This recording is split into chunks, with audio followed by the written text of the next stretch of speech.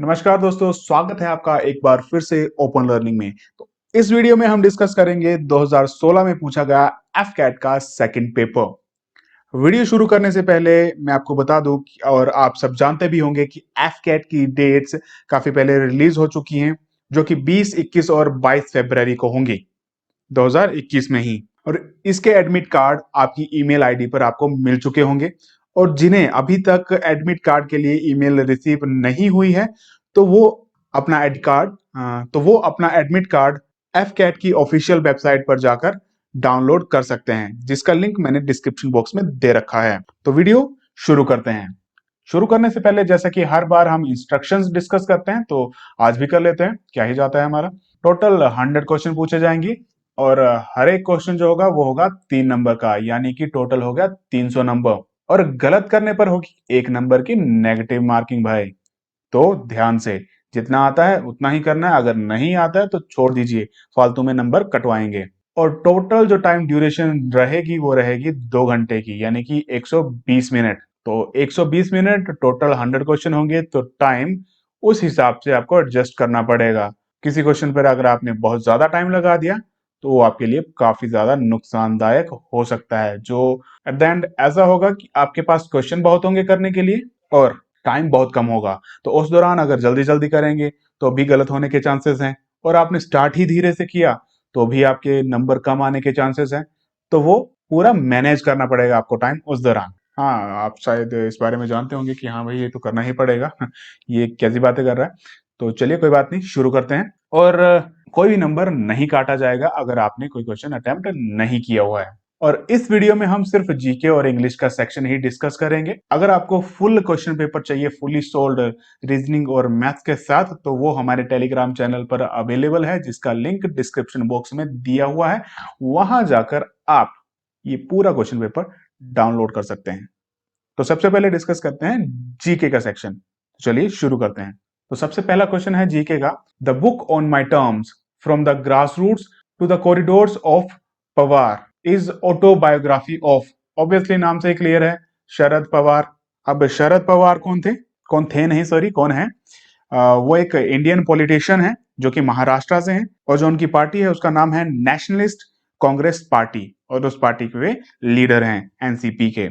बढ़ते हैं अगले क्वेश्चन की ओर। 21st conference of parties COP21 on climate change was held in November December 2015 at conference of parties COP21, जो कि climate change से रिलेटेड थी, वो नवंबर दिसंबर 2015 में कहा हुई थी? तो इसका सही आंसर है ऑप्शन सी, पेरिस में। बढ़ते हैं अगले क्वेश्चन की ओर। Artificial rain is produced by seeding cloud with. Clouds में किसकी सीडिंग की जाती है कि आर्टिफिशियल रेन जो है वो प्रोड्यूस हो सके? तो उसका सही आंसर है ऑप्शन ए, सिल्वर आयोडाइड। अब आर्टिफिशियल रेन को आर्टिफिशियल प्रेसिपिटेशन भी कहते हैं। अब ये क्यों इस्तेमाल में की जाती है? अब जैसा कि आप सभी जानते हैं, कुछ जगह पर ड्राउट इतना ज्यादा होता है कि वहां पर बारिश ही नहीं होती, जिस वजह से वहां पे ड्राउट पड़ जाते हैं। तो वो सिचुएशन, वो डिजास्टर कम की जा सके, इसके लिए आर्टिफिशियल रेन की जरूरत है, और एग्रीकल्चर के लिए भी इसका इस्तेमाल किया जाता है। बढ़ते हैं अगले क्वेश्चन की ओर। Which of the following parts of India receives rainfall from the retreating monsoon. India का कौन सा पार्ट जो है रिट्रीटिंग मॉनसून के जरिए रेनफॉल रिसीव करता है? तो इसका सही आंसर है ऑप्शन बी, तमिलनाडु। और कौन से मंथ में? अक्टूबर और दिसंबर के मंथ में। और तमिलनाडु अपनी एनुअल रेनफॉल आधे से ज्यादा इसी टाइम में रिसीव करता है। अगला question. Who was honoured with the order of Australia, the highest civilian award in January 2016? तो इसका सही आंसर है option C, Sanjeev Koshy. Next question है, who among the following was awarded India's highest peace time gallantry award Ashok Chakra posthumously on 26 जनवरी 2016? तो मरणोपरांत 2016, 26 जनवरी 2016 में highest peace time gallantry award किसको मिला था? Lance Naik Mohannath Goswami. Option A इसका सही आंसर है, जिन्हें इंडिया के highest peace time gallantry award से नवाजा गया था 26 जनवरी 2016 में, और जो कि शहीद हो गए थे कुपवारा डिस्ट्रिक्ट में टेररिस्ट से लड़ते हुए।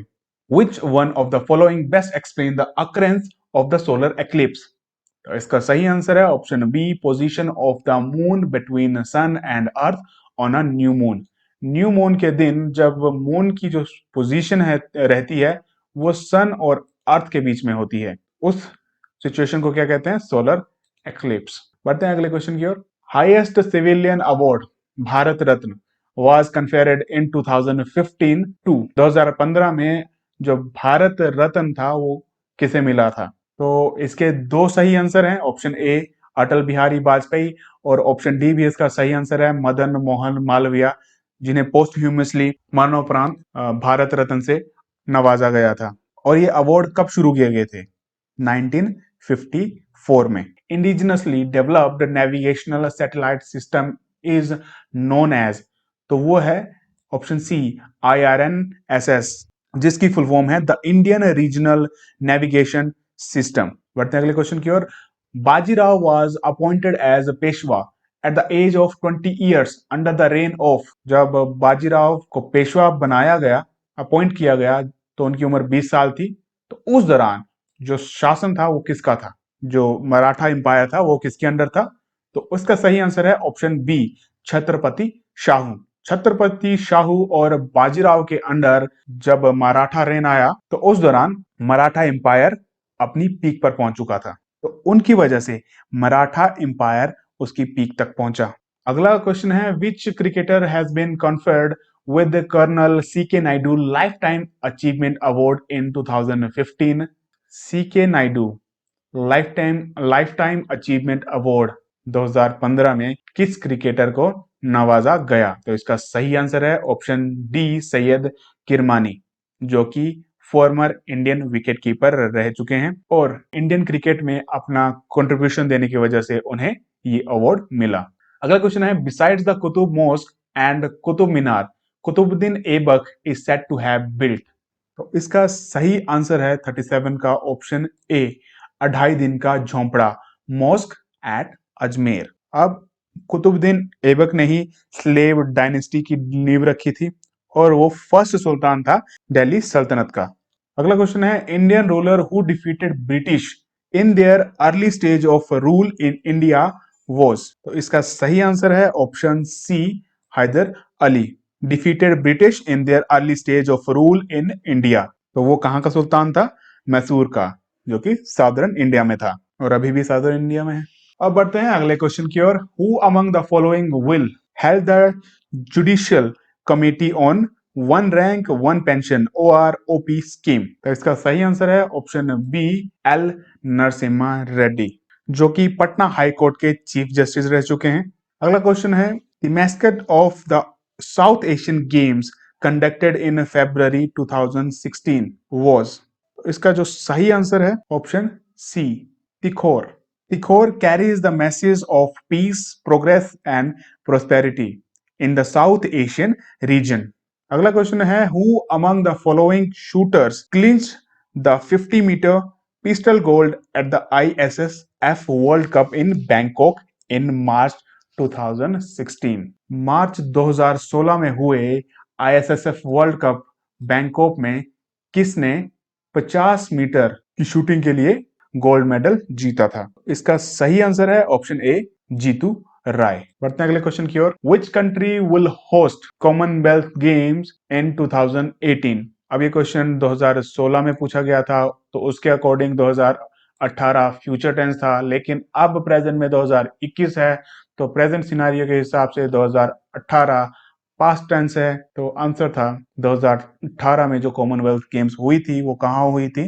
तो इसका सही ऑप्शन है ऑप्शन बी, ऑस्ट्रेलिया में 2018 की कॉमनवेल्थ गेम्स हुई थी। अब कॉमनवेल्थ गेम्स क्या हैं? तो ये हैं इंटरनेशनल मल्टी स्पोर्ट इवेंट, जिसकी एक्चुअल लोकेशन थी 2018 कॉमनवेल्थ गेम्स की गोल्ड कोस्ट, क्वींसलैंड, ऑस्ट्रेलिया, जो कि 4 अप्रैल से लेकर 15 अप्रैल तक चला था। और 2022 की कॉमनवेल्थ गेम्स कहाँ होंगी? तो वो होंगी बर्मिंघम में, इंग्लैंड। अब 2022 जो है वो फ्यूचर टेंस है। The largest concentration of Harappan sites has been found along the, जो हरप्पन साइट्स थी उनकी कंसेंट्रेशन सबसे ज्यादा कहां पाई गई? इसका सही आंसर है ऑप्शन बी, सतलुज नदी के किनारे। Sorry, option B Ghaggar हाकरा। ये क्या है? रिवर है जो फ्लो करती है नॉर्थ वेस्ट इंडिया में और ईस्टर्न पाकिस्तान में। और Harappan civilization one of the oldest civilization है जो कि इंडिया का पार्ट हुआ करती थी। Heavy water is called heavy because, अब हैवी वाटर को हैवी वाटर क्यों कहते हैं? क्योंकि वो भारी होता है इसलिए उसे हैवी वाटर कहते हैं। तो जोक्स अपार्ट, इसका सही आंसर है option D, it has a heavier isotope of hydrogen, जिसकी वजह से ये हैवी होता है। और हैवी वाटर के हाई फ्रीजिंग पॉइंट होता है और हाई बॉइलिंग पॉइंट होता है as compared to ordinary water. है ना कमाल की बात। Which of the following soils is most conducive for the growth of cotton? अब कॉटन की ग्रोथ के लिए कौन सी सोइल बहुत ज्यादा इंपॉर्टेंट रहती है? तो इसका सही आंसर है ऑप्शन डी, ब्लैक सोइल। और ये क्वेश्चन कहीं ना कहीं पूछ ही लिया जाता है किसी भी एग्जाम में, कॉटन के लिए कौन सी सोइल बेस्ट रहती है? तो वो ब्लैक सोइल। और ये सोइल सबसे ज्यादा डेक्कन रीजन्स में पाई जाती हैं। लाइक अगर इंडिया की बात करें तो महाराष्ट्र, मध्य प्रदेश, गुजरात, आंध्र प्रदेश, कर्नाटका, राजस्थान, उत्तर प्रदेश और तमिलनाडु के कुछ पार्ट में इस तरह की सोइल देखने को मिलती है। अगला क्वेश्चन है, India has inked a deal with France to acquire fighter aircraft Dassault Rafale which is the other French fighter aircraft in the inventory of Indian Air force.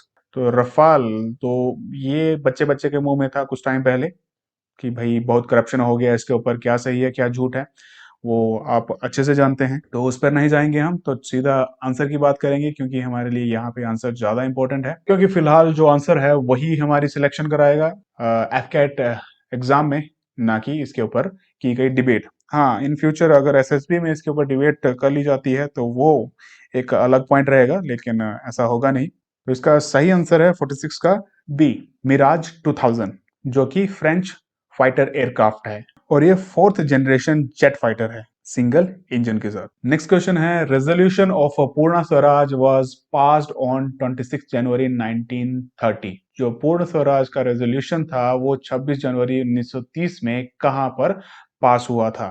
47 का सही आंसर है ऑप्शन बी, लाहौर। पूर्ण Swaraj, complete independence. और इस दौरान लाहौर अधिवेशन में यह भी डिसाइड किया गया था कि इंडिया राउंड टेबल कॉन्फ्रेंस को बॉयकॉट करेगी और 26 जनवरी 1930 को first independence day of India observe किया गया। इसलिए जो इंडियन कॉन्स्टिट्यूशन था वो 26 नवंबर को नहीं 26 जनवरी को लागू किया गया। क्यों? क्योंकि इस दौरान, इसी दिन 1930 को हम अपनी इंडिपेंडेंस मना चुके थे। अगला क्वेश्चन है, Deepika Padukone has received Filmfare award 2016 for the best actress for the movie. Deepika Padukone को Filmfare award best actress के लिए मिला 2016 में, तो वो किस मूवी के लिए मिला था? तो इसका आंसर है 48 का ऑप्शन डी, पीकू। और 2019 में फिल्म फेयर अवार्ड किसे दिया गया था? वो दिया गया था आलिया भट्ट को मूवी राजी के लिए। अब सेकंड लास्ट क्वेश्चन आता है इस जीके के सेक्शन का, the largest oil field of Gujarat is in. कहां पर है वो? तो इसका सही आंसर है option C, Ankleshwar. The town is known for its industrial township called GIDC, मतलब गुजरात इंडस्ट्रियल डेवलपमेंट कॉरपोरेशन। अब बढ़ते हैं इस सेक्शन के लास्ट क्वेश्चन की ओर। Fundamental rights are enshrined in the constitution of India in. तो फंडामेंटल राइट्स इंडियन कॉन्स्टिट्यूशन के कौन से पार्ट में है? तो इसका सही आंसर है ऑप्शन बी, पार्ट 3। पार्ट 3 में फंडामेंटल राइट्स दिए गए हैं और फंडामेंटल राइट्स 12 से लेकर 35 तक के जो आर्टिकल हैं उसमें हैं। तो टोटल कितने फंडामेंटल राइट्स हैं? 6। इसी के साथ जीके का सेक्शन खत्म होता है। अब बढ़ते हैं इंग्लिश की ओर। तो सबसे पहले है, which word of words explain the meaning of the following idioms. Idiom दिए गए हैं तो कौन सा इडियम बेस्ट एक्सप्लेन करता है कौन से वर्ड को? तो सबसे पहला है आल अगोग। तो इसका मीनिंग है एक्साइटेड, इन हाई स्पिरिट्स और इन ईगर एक्सपेक्टेशन। तो इस तरह से इसका जो सही आंसर है वो है option D, full of interest and excitement. To the manner born, इसका मतलब क्या है? To the manner born, it means naturally at ease in a specified way of life, job और सिचुएशन। तो इस तरह से जो इसका सही आंसर है वो है option B, naturally at ease. अगला है lose one's marbles. Lose one's marble का मतलब है बिकम इंसेन, पागल हो जाना। तो इस तरह से ऑप्शन सी इसका सही आंसर है। नेक्स्ट क्वेश्चन है बोल्ट फ्रॉम द ब्लू। तो इसका मतलब है a sudden and unexpected event. तो इसका आंसर जो होगा वो रहेगा option B, complete surprise. Next question है be like a bear with a sore head. Be like a bear with a sore head, इसका मतलब है bad mood. To be in a bad mood that causes you to treat other people badly। इसका मतलब है option ए सही answer है, be in a fall mood. Next question है choose the word which is nearly opposite in meaning to the given word. शब्द दिया है, अब उसका बताना है उल्टा। तो पहला है बिगाइल। अब बिगाइल हो या घायल हो तो इसका मीनिंग जान लेते हैं क्या है। Means to deceive someone in a cunning way. तो इसका मतलब है जो ऑप्शन बी है वो सही आंसर है, ऑनेस्ट, इसका सही आंसर है। अगला क्वेश्चन है एमेलियोरेट। इट मीन्स टू इम्प्रूव और मेक समथिंग बेटर। इस तरह से डिटेरियोरेट, इसका सही आंसर है ऑप्शन ए, जिसका मतलब है टू मेक और बिकम वर्स। फैक्टलेस। फैक्टलेस मीन्स वीक और इनइफेक्टिव। इस तरह से स्ट्रॉन्ग, ऑप्शन सी इसका सही आंसर है। ककोफनस, तो इसका सही आंसर है ऑप्शन बी, हार्मोनियस। ककोफनस का मतलब है इन्वॉल्विंग और producing a harsh and unpleasant sounds. तो इस तरह से हार्मोनियस का क्या मतलब रहता है, प्रोड्यूसिंग प्लीजेंट साउंड्स। अब आगे क्या है कि एक पैराग्राफ दिया गया है जिसमें से कुछ वर्ड्स मिसिंग है। तो वर्ड्स मिसिंग के लिए आगे ऑप्शंस दिए गए हैं कि कौन सा वर्ड सही फिट बैठता है इस पैराग्राफ में, इन फिल इन द ब्लैंक्स में। तो मैं पैराग्राफ रीड नहीं करूंगा, डायरेक्टली आंसर करूंगा। आप वीडियो को पॉज कर पैराग्राफ रीड कर सकते हैं और खुद से ट्राई कर सकते हैं कि कौन सा बेस्ट ऑप्शन रहेगा। तो मैं फिलहाल आंसर बता देता हूं, आप अपने तरीके से भी ट्राई कर सकते हैं। तो 10th का है ऑप्शन डी स्क्वीज, 11th का है ऑप्शन बी लेमन, 12th का है ऑप्शन डी नॉर्मल, 13 का है ऑप्शन सी कंटेन्स, 14 का है ऑप्शन डी केप्ट। अब बढ़ते हैं आगे। Choose the correctly spelled word. 4 option दिए गए हैं जिसमें से 3 गलत हैं, एक सही है। तो चूज करना है सही स्पेलिंग कौन से वर्ड की है, कौन सा सही स्पेल किया हुआ है। तो असेंडेंसी की सही स्पेलिंग है ऑप्शन ए, इसका सही आंसर है ASCENDANCY। नेक्स्ट है हिजेमनी। तो इसको किस तरह से सही स्पेल करते हैं, तो बी इसका सही आंसर है, सही स्पेलिंग ये है HEGEMONY, हिजेमनी। नेक्स्ट है परपेट्युएट। तो इसकी सही स्पेलिंग क्या है, PERPETUATE, ऑप्शन सी इसका सही आंसर है। नेक्स्ट है एपोकैलिप्टिक। तो एपोकैलिप्टिक की सही स्पेलिंग है APOCALPTIC, ऑप्शन सी इसका सही आंसर है। पढ़ते हैं आगे। Choose the word which is nearest in meaning to the given word. Given word, एक वर्ड दिया गया है, इसके आसपास भटकता कौन सा शब्द है वो ढूंढना है। तो पहला है प्रीपोस्टरस। तो पहले इसका मतलब जान देते हैं। इसका मतलब है contrary to reason, utterly absurd और रिडिकुलस। इस तरह से जो इसके आसपास भटकता हुआ जो शब्द है वो है रिडिकुलस। नेक्स्ट है डिसेंबल। डिसेंबल का मतलब है हाइड और टू हाइड और कंसील वंस ट्रू फीलिंग और बिलीव्स। तो इस तरह से कंसील, इसका सही आंसर है ऑप्शन डी। नेक्स्ट है raucous. And what does it mean, it means harsh loud and unpleasant sound. इस तरह से ऑप्शन सी बॉइस्टरस इसका सही आंसर है, जिसका मतलब है noisy, noisy and full of energy. और लास्ट है abrogate. And what does it mean, it means to end a law. तो इस तरह से इसके आसपास का नियरेस्ट वर्ड है वो है option A put end to. अब बढ़ते हैं आगे। पैराग्राफ दिया गया है जिस पैराग्राफ से 3 क्वेश्चन पूछे गए हैं। तो आप पैराग्राफ वीडियो पॉज करके रीड कर सकते हैं, मैं डायरेक्टली आंसर करूंगा। 23rd का है B stimulation obtained from a set M. Next है the author's chief concern is. 24 का जो सही आंसर है वो है option C regulation of energy in the power direction. और इंग्लिश की सेक्शन का last question, what is the effect of training of the wrong mind. तो इसका जो सही आंसर है वो है option D none of the above. तो ये किस तरह से आंसर है आप एक बार पैराग्राफ रीड कर सकते हैं, आपको इसका सही से मीनिंग पता चल जाएगा। मैंने एक बार रीड कर लिया हुआ है, इसलिए मैं टाइम सेव करने के लिए बार बार इसको रीड नहीं करूंगा। तो इसी के साथ इंग्लिश और जीके की सेक्शन खत्म होती है। जैसे कि मैं पहले भी बता चुका हूं, अगर आपको इसका फुल क्वेश्चन पेपर चाहिए तो वो हमारे टेलीग्राम चैनल पर अवेलेबल है। आप चैनल को ज्वाइन कीजिए, वहां से आप पीडीएफ डाउनलोड कर सकते हैं, फुल्ली सोल्ड है। तो आज के लिए इतना ही काफी है। अगर आपको वीडियो पसंद आया तो लाइक, शेयर और सब्सक्राइब जरूर करें। धन्यवाद, मिलते हैं अगली वीडियो में।